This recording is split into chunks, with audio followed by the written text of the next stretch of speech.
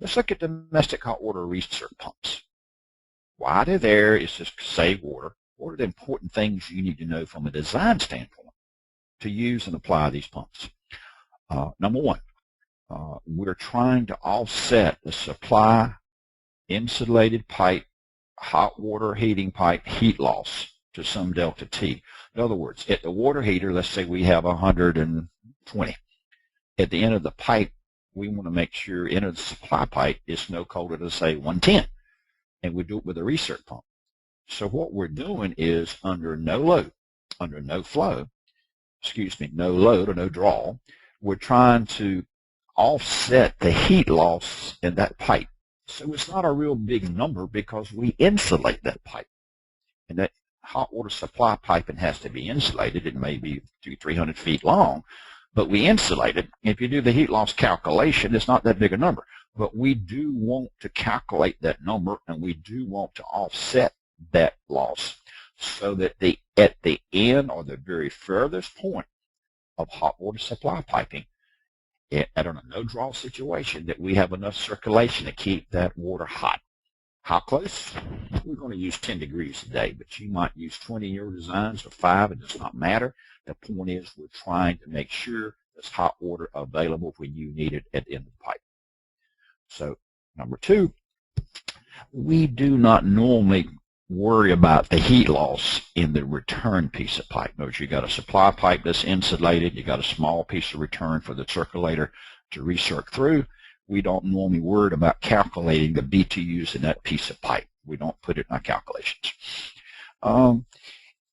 If you run a few numbers, and we're going to show you one example, we're not going to drill in it too deep, but what you're going to see is the actual BTU load here is pretty small. The actual BTUs per hour required to keep the supply pipe hot is not that many because it's insulated. It's insulated, so that's the point. So it's going to be very low GPMs. Translation, very small pumps most of the time. Very small pumps, and that's why we don't pay a lot of attention to it. We, in doing our calculations quickly, would normally assume the recirc line, the return line, would be equal to the supply line in length. It may not always be true, but if you're going to move quickly through this, most people just kind of make that assumption that the return length of pipe is the same as supply. Friction head for the pumps, what we're after here. So why do we want to take the time today to have you slow down? Just slow down and listen to me a little bit. Where are the potential recirculation problems? And I said 90% of the time it's not a problem. So when do we need to stop and say, wait a minute, Edmondson said there might be a problem here. Under water heater temperature control, where you have instantaneous water heaters, you need to up the recirc rate to maintain control. So first place to look for is instantaneous water heater control, where you have small recirc pumps. You're going to have temperature control problems at low flow and low draws. And the way to handle that is to upsize your recirc pump. So in that case, we want to size it on some minimum flow, not on the heat loss. Second one would be unbalanced riser flows. If you got a high-rise building or you got a hotel or motel or school, not unusual to have direct return piping of the domestic hot water recirc loop. And when you do that, you got balance issues.